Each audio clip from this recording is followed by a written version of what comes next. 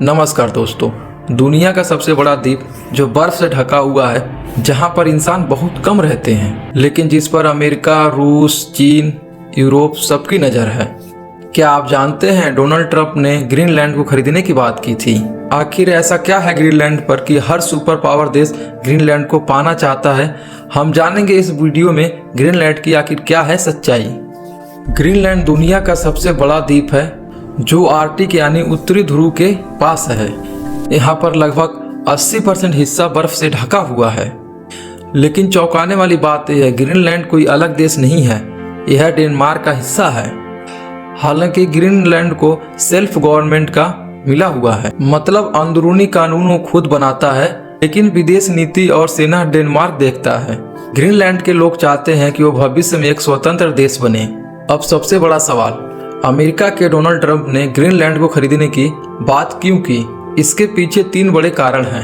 Greenland America और Europe के बिल्कुल बीच में है। यह जगह मिसाइल ट्रेनिंग के लिए परफेक्ट है, एयर रूट्स कंट्रोल के लिए जरूरी है और युद्ध की स्थिति में सबसे अहम है।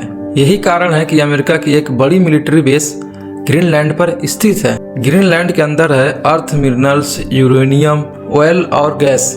भविष्य के टेक्नोलॉजी में इस्तेमाल होने वाली धातुएं यहाँ पर उपस्थित हैं। आज की दुनिया में जो देश इन पर कब्जा करेगा वही टेक्नोलॉजी का राजा बनेगा। अमेरिका का डर है कि उसने ग्रीनलैंड पर प्रभाव नहीं बढ़ाया तो चीन और रूस वहां पर निवेश करेंगे और धीरे धीरे कब्जा जमा सकते हैं। यही वजह है कि ट्रंप ने कहा था कि ग्रीनलैंड अमेरिका के लिए बहुत जरूरी है।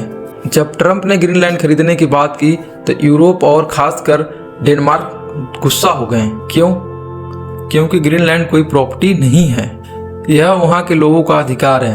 किसी भी देश को जबरदस्ती कब्जा नहीं करना चाहिए। डेनमार्क के प्रधानमंत्री ने साफ कहा ग्रीनलैंड बिकाऊ नहीं है।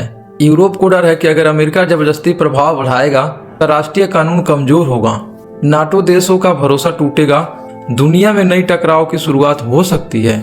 असल में ये लड़ाई है फ्यूचर पावर की, सोर्सेस की, आर्कटिक कंट्रोल की।